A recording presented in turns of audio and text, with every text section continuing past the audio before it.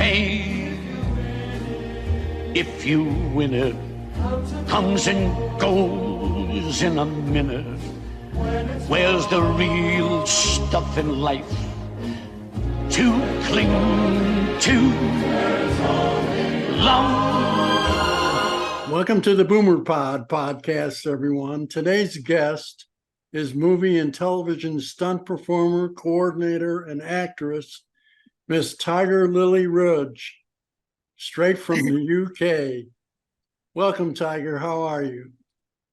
I'm good. Thank you for the lovely introduction. What was it about cinema that drew you to that industry, Tiger? Ooh, that's a good question. I think honestly, even as a child, I was very, very orientated towards action. So I don't think you know what you're doing when you're a child. I think you just do it. You do it without thinking. So anything dangerous, I kind of had my name on it. And I almost was a very creative, dangerous child. So, for example, instead of going trampolining, which I found quite boring, I saved enough money to buy a trampoline, then decided I couldn't transport it because it was absolutely huge. And of course, I'm 10 years old. So managed to rope my dad into a furniture removal friend, got it in the garden, then repositioned it because the garden wasn't good enough, put it near a shed so I could jump off the shed onto the trampoline, which would create a whole different effect, and then put various obstacles around, like try and then throw the basketball into the hoop whilst jumping off the trampoline, and things like that. So I think ultimately I was probably born for this. I just didn't realize at the time, I didn't connect the dots until I was much older. And then I realized in my 30s probably, that, oh, it feels right now. Everything feels like it was meant to be after doing several other things anyway. So the answer to your question after going around the houses probably is the element of adrenaline and action and danger and creativity is probably what I was born to do. Being paid to do it is a bit of a dream. So I guess I'm living the dream, or my dream at least, in essence, indirectly, without knowing it, born to do this. Well, that's terrific. Now, you're referred to as a horse master. How did that come about? Well, I actually have quite a deep history with horses. So before I went into the stunt industry, I had a horse business, and I would train young horses, break them, import them from Europe. And I was very, very young. So again, it was a mistake. I was working for somebody. They ended up going to jail, and I kind of had to take over the business in essence, and then ended up leaving that and going on my own. So horses is in my blood almost. I've had a lot to do with horses, and then it was again a horse connection which led me into the industry of knowing that being a stunt person was even a career. So I think with horses it was natural that I would at some point be able to do horses and what I was doing, because I was so skilled. I didn't have to learn anything with horses. You always learn with horses, that's the wrong way to say it, but unless you've been around horses your lifetime, no matter how many times you go to riding school to learn to ride, you'll never gain the knowledge of owning your own horse, being around them, living them, breathing them, seeing the good, the bad, the ugly with horses. You can't buy that experience when you learn to ride a horse. You're just learning to pilot, so if you only have a motorbike lesson but don't ever own a motorbike, you're going to be restricted on what you can do with that motorbike. So similar kind of thing. Living, breathing horses, and that taking over your life for 10 years means you automatically come with 10 years, 10 hours a day. If you start to equate that, that's madness for what you bring in just that one particular subject. But I did find that breaking in, even with that amount of knowledge and expertise, breaking in and connecting that to stunts was extremely difficult. I do think that the horse guys, and I say guys as in a general collective, guys and girls, but it's mostly males. I think that they're very set in their ways, and they are just that. So trying to enter into their territory is very, very difficult, and it's not very welcoming. So I kind of had to do it slowly, little by little, gain their trust, be of help, and then when the opportunity came around and they liked me enough to let me in because I'm, you know, a trustworthy person, I just wait. I had to almost wait. I couldn't force it. I couldn't turn up and go, hey, I'm here, I offer this. And, you know, because I knew I'd just get like the door would be shut in your face. So yeah, I mean, I think from an American perspective, my biggest horse that you guys would know was the one in John Wick with Keanu Reeves. So the black stallion that was riding in New York, that was my stallion, and that came about with Tad Griffith. So obviously he's a very, very big horse master in the USA. He's a wonderful guy. I spent a lot of time with his family, and Wendy Griffith. Love her to bits and the whole family. So I used to live in Agua Dulce, which is where they live, and ended up spending quite a bit of time with them. And when that film came in, I happened to have the horse, and he ended up being the lead horse. So that was my entry into it in the American sense. So yeah, I mean, it's still it's not just the one thing that I do. It's not every day. I don't live it and breathe it. In fact, I try not to get involved with horses, because you can't be doing horses and be coordinating and be doing, you know, it's impossible. But if I'm ever asked, I'm always up for a conversation. So yeah. And what about as a British female bull rider? Well, that's a story in itself. That's a very, do you want me to tell you the story? I'll try and make it as short as I can, but it's very interesting.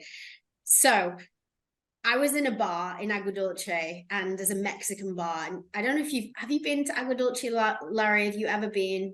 Do you know of it? Do you know of the place, Larry, Agua Dulce? No. No? In Los Angeles? Oh my goodness. You'll have to go. It's like an old cowboy town, for example. Like, I think Johnny Depp's got a house there. Like, lots of celebrities that want ranches you wouldn't know exist, because people go to the supermarket on the horse. It's the weirdest place. It's where they filmed the Flintstones, so Bedrock. So in essence, I had a ranch there, hence the horses and Tad Griffith. And I was in a bar with this guy, this old guy. I say old, he's like in his 80s, super clever guy. And I've never seen bull riding before. Like, it's not really a thing.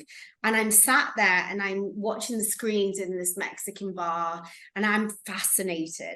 I'm like, oh my gosh, this is crazy. And this guy is called Carter. I hope he's still alive. I've lost touch with him. So this is about 6-7 years ago. And he could see that I was genuinely like really, really interested and intrigued, because I've done a lot of sport. So, and I was like, but this is another level, you know, what those guys are doing is another level. And so he could see me and he went, you'd be really good at that. And I turned around and I was like, who's this guy? And how does he know, you know, that I would be good at that? And he says, you're perfectly built for it. Like, because I'm obviously quite muscular, being an athlete, horse rider looking, you know, you've got biceps and a bit of a bum. So I guess he looked at me and was like, you look quite strong. And he said, but it's a shame because you'd never get to do it. And at the time I was like, well, yeah, he's right. You know, I'm probably never going to get to do it. But then the fighter in me, the feistiness in me turned around and went, oh yeah, really? Why is that? You know, as the conversation is going now, I think he'd had a tequila as well. I think I'd had a tequila. We both had a tequila. And he said, well, it's illegal for women to bull ride. And I was like, you what? What? No, why? That can't be right. Is that right? And I having this conversation in my head, and he was just like, yeah, basically the PBR make it illegal for women to qualify, so they can't ever partake. And I was like, why is that? I got really like, what is that? And he said, well, because it's a man's macho sport, and you would want a woman to be on the podium of one of the most dangerous sports in the world. And I was like, that can't be right. I mean, America, I love America. I'm not dissing America, but I was thinking, isn't this the land of the free? Like, this is like, what's going on? This is really weird. Like, I can imagine in back countries where you've got religious issues, where you've got different issues where women aren't allowed to because of, maybe they can't wear the costume, or, things come into play. I've seen that before, working in lots of countries. And I was like, are you sure, Carter? And he was like, you should try and ride a bull. It's really hard, but even if you were like really, really good at riding a bull, you wouldn't be able to win that money. You wouldn't be able to go on that podium. And I said, that needs to change. And he was like, yeah, that needs to change. I agree with you. He was very pro women, but he was also like, it's not going to change, but it should change. And so this idea was playing on my mind. So I was thinking, okay, I need to do something about this. What can I do about this?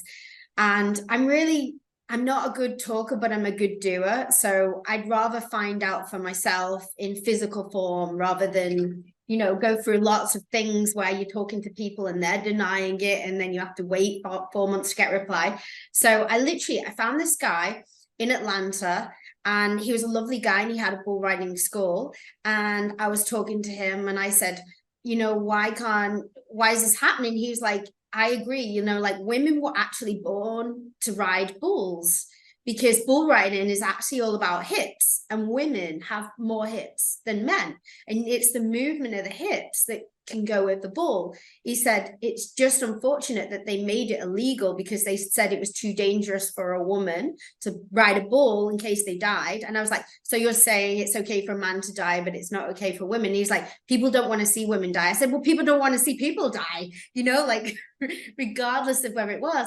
And I said, would you let me come and, try and ride a bull? And he's like, yeah, I would love for you to come. So I went up, I packed cameras, I got GoPros, I turned up, I drove from the airport, hired a car, went to the middle of nowhere. Like, I was scared to get out of the gas station. It was like zombie apocalypse town.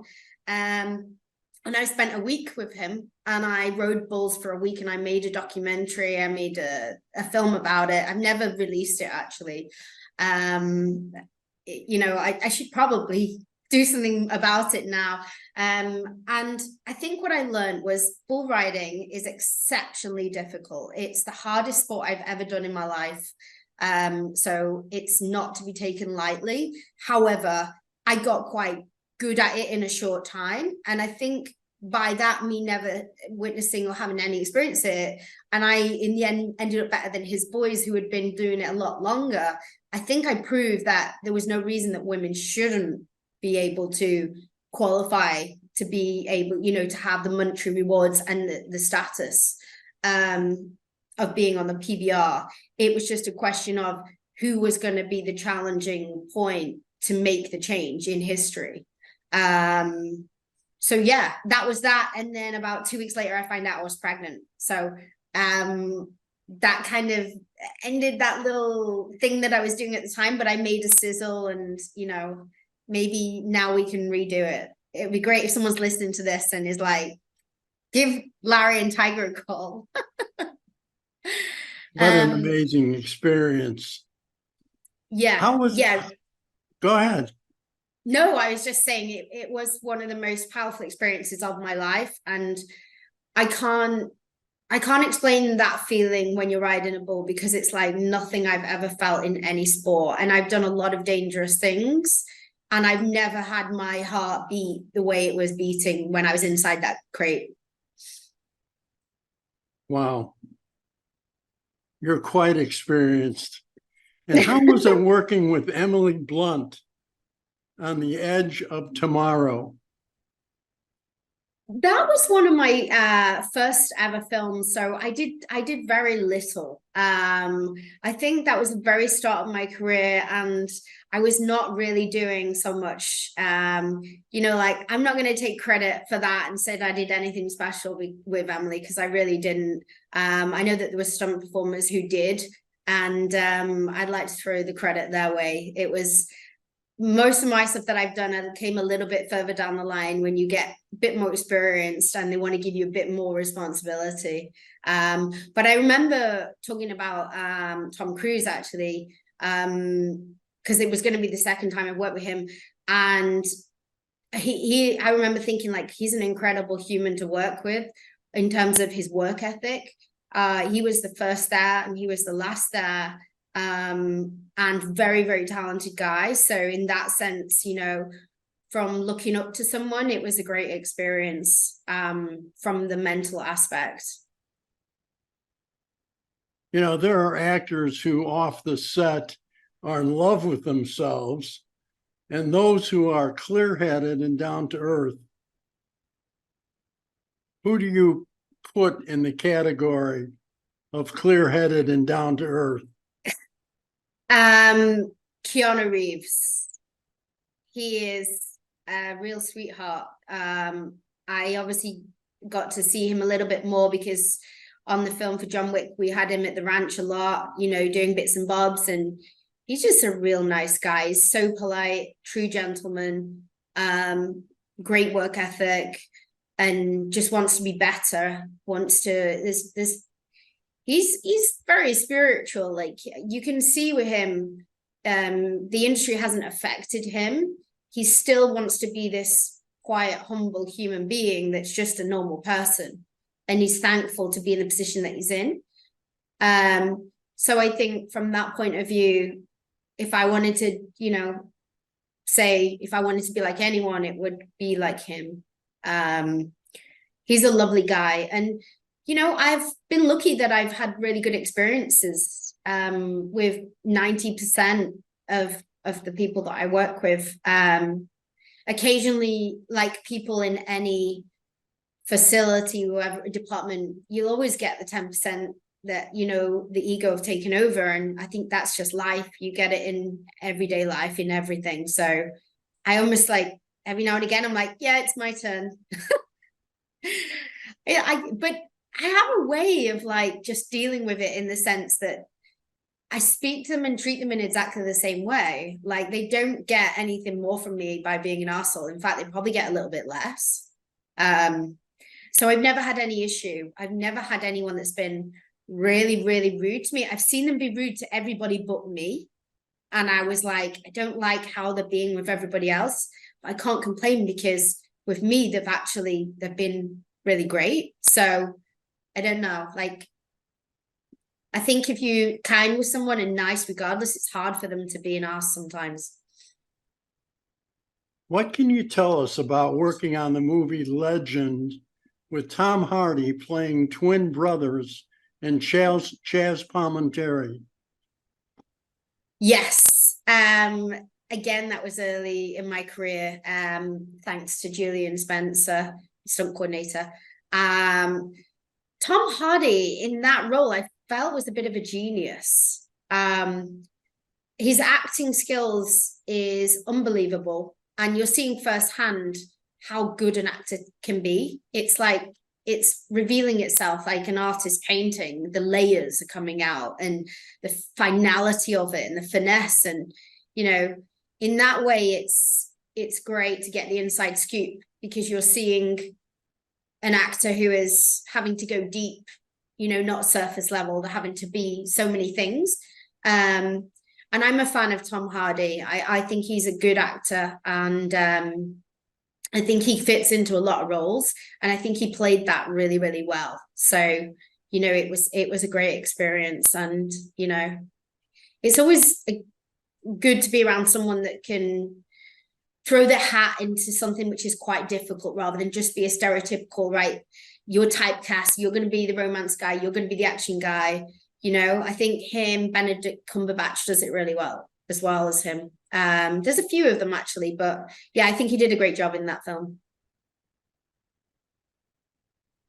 You were the first and only female to enter Pakistan to assist as a stunt coordinator for their biggest movie of all time, Mola Jet. This had to be one of the highlights of your career, Tiger. How were you greeted, and what was the experience, and how was it different than working in the UK or the US? It was worlds apart. You know, that's the best way to say it. And I was very, very naive when I went and didn't have a clue what I was in for. So I'll tell you again a little story, because I chuckle about it now, but at the time I was like, huh? So when I went for the to the visa place to get the visa, there was a lot of people staring at me, and you know, for obvious reasons, you know, Pakistan, there are very, very few Westerners that go there. And all of a sudden I was in this room with myself and the stunt coordinator at the time, and I went into this office, and they don't just give you a visa, you know, you can't just go. And we had the contract, and I remember the lady looking at me, and she had like a smile on her face, and she was like, I'm so proud to see, you know, you guys going over, you're going to make such a difference to have, you know, the Western feel on a Pakistan movie. It's much needed. And we were like, yes, yes, yes. And she's like, and to be a female going over there is like, it's quite something. And her lasting words to me after it was kind of like stamped was, good luck, and you're the first, and I hope you're not the last. And I remember thinking, oh, isn't she nice? She wants more women to go over there. And it wasn't until I had the experience and we were nearly killed, pretty much, that I think actually what she meant is, I hope you're not the last because you return. So yeah, it was a funny one at the time because it was to be interpreted completely different. But going to Pakistan was one of the most humbling experiences of my life. But we did go into a war zone, and at the time we didn't realize how bad it was, because it was only really when we got there that within weeks of us being there, they started to get bombings from Afghanistan, which had been quiet for a long time. So a lot of our filming was interrupted.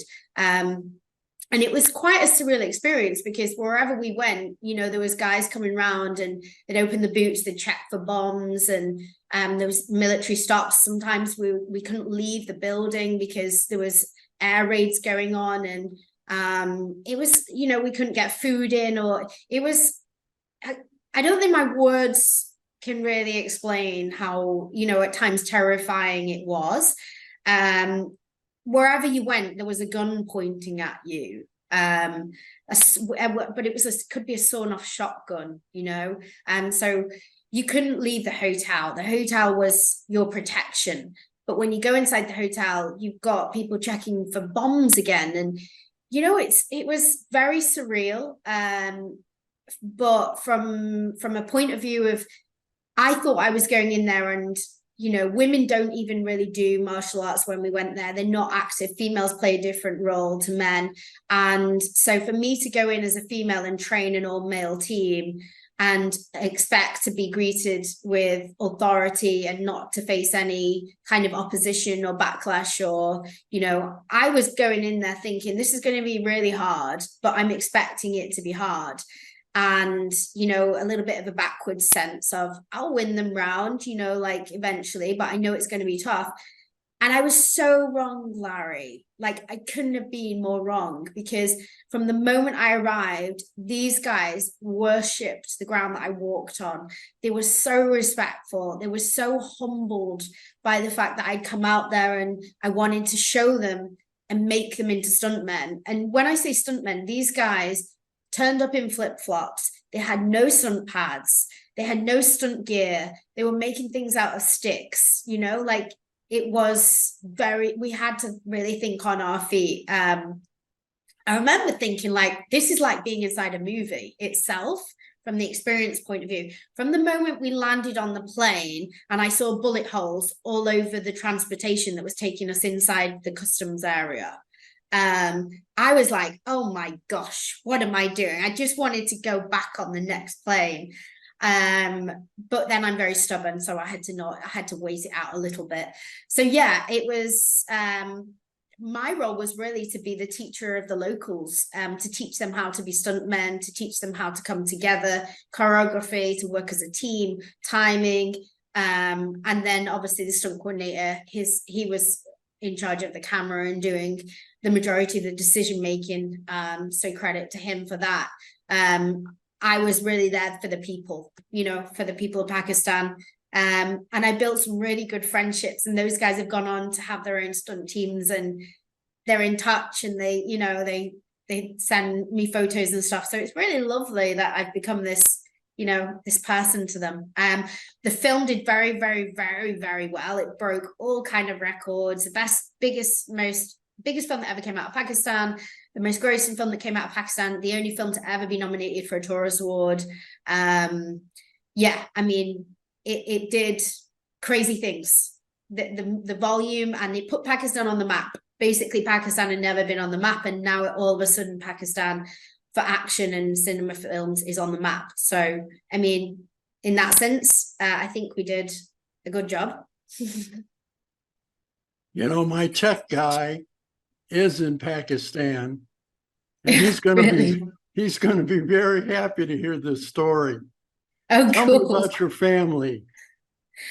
So I have a little girl who is my absolute world, and the reason for me being very, very pro women and really working so hard at the industry to try and make it more women friendly and have more opportunities for women, so that the little girls of today will have a slightly easier ride than I have had, or that the industry has in the UK.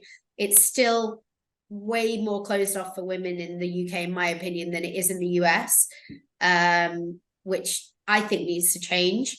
I'm knocking on the door as much as I can to open opportunities for female stunt performers, as well as myself, in the hope that they're gonna, go on and take over from me, maybe surpass me, who knows, hopefully.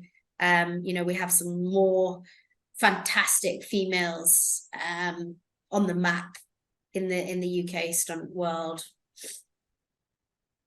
Is there anything that I've missed, Tiger? Anything else that you'd like to mention or pitch? Probably only I'd love to mention Stunt Masterclass, because that's my other baby. So I have one baby who's a daughter, and the other baby is Stunt Masterclass. So it would be great to mention that. It's an awesome, it's just a fantastic place. It's taken off bigger and faster than I can ever imagine, and it's a wonderful community to be in the UK for training, for stunt performers, for connections, the collaborations that are coming through from people around the world that want to join forces.